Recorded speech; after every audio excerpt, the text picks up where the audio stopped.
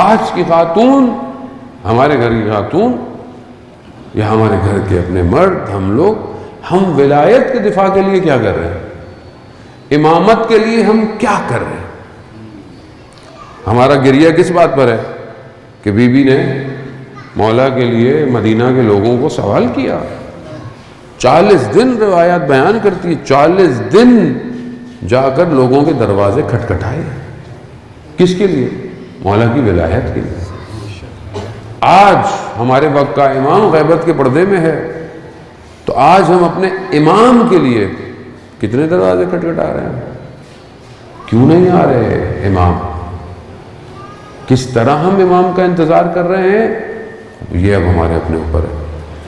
کیا ہمارے گھروں کے اندر امام کے لیے صلوات بھیجے محمد والے؟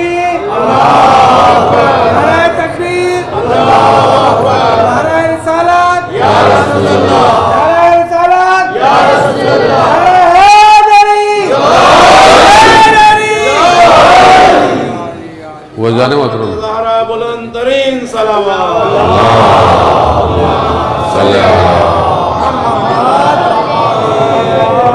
آیت اللہ تقی بافقی کہتے ہیں کہ میں نجف سے آ رہا تھا اور زمینی راستے سے جیسے ہی میں ایران میں داخل ہوا، ایلام کے بارڈر پہ بہت شدید برف تھی اور شام بھی ہو گئی تھی اور راستہ بھی پہاڑی ہے، گردان ہے اس کے اندر.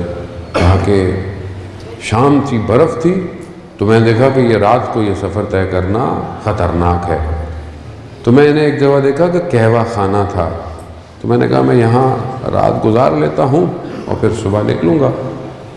لیکن جیسے ہی میں رات وہ اندر گیا قہوہ خانے میں، تو میں نے دیکھا اوباش قسم کے لوگ بیٹھے ہوئے مستیوں میں اور قمار میں مصروف تھے. اب میں نے کہا کہ میں ان کو امر بالمعروف کہوں کہ جو ان کے اوپر اثر نہیں کرے گا، اور دوسرا میں اگر ان کے پاس بیٹھ کر ان کو دیکھتا رہوں تو یہ میرے لیے گوارا نہیں ہے. تو ایسے میں نے دیکھا کہ مجھے باہر سے آواز آئی کہ سید ادھر آؤ. تو ایک شخص درخت کے نیچے بیٹھا ہوا تھا. کہا کہ ادھر آؤ، وہ جگہ تمہارے لیے نہیں ہے.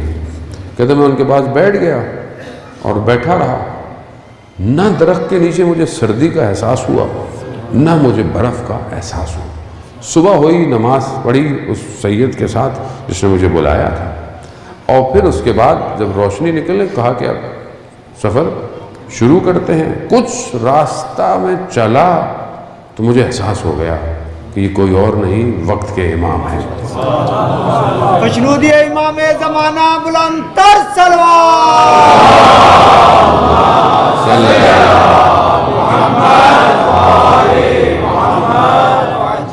کہا میں نے مولا کو کہا تو مولا نے مسکرائے اور کہا کہ اب تم مجھے پہچان ہی گئے ہو تو بس اب میں تم سے اجازت چاہتا ہوں. کہا کہ نہیں میں آپ کے ساتھ جانا چاہتا ہوں. کہا نہیں ہمارے ساتھ جانا ممکن نہیں ہے. تو کہا مولا میں کہیں اور آپ کی زیارت کروں گا. کہا ہاں جب تم کم پہنچو گے تو وہاں پہ، اور اسی سفر میں جب تم سبزہ زار خراسان پہنچو گے تو وہاں ہماری تم سے ملاقات دوبارہ ہوگی. وہ کہا اسی شوق سے جب میں پہنچا کم تو پھر میری مولا سے میں 3 دن وہاں رہا مگر امام سے میری ملاقات نہیں ہوئی. بڑا دل برداشتہ ہو کر میں وہاں سے نکلا اور سبزوار جب پہنچا تو میرے دل میں یہی تھا کہ یہاں تو مجھے مولا ملیں گے لیکن وہاں امام کیوں نہیں ملے؟ امام نے تو کہا تھا. تو ابھی میں یہی سوچ رہا تھا کہ میرے پیچھے سے ہاتھ آیا امام کا اور امام مجھے وہاں مل گئے.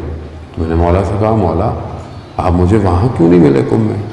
کہا نہیں میں آیا تھا جب تم حرم کے دروازے کے باہر اسی تہران کی خاتون کے مسئلے کا جواب سر جھکا کے دے رہے تھے تو میں تمہارے برابر میں کھڑا ہوا تھا.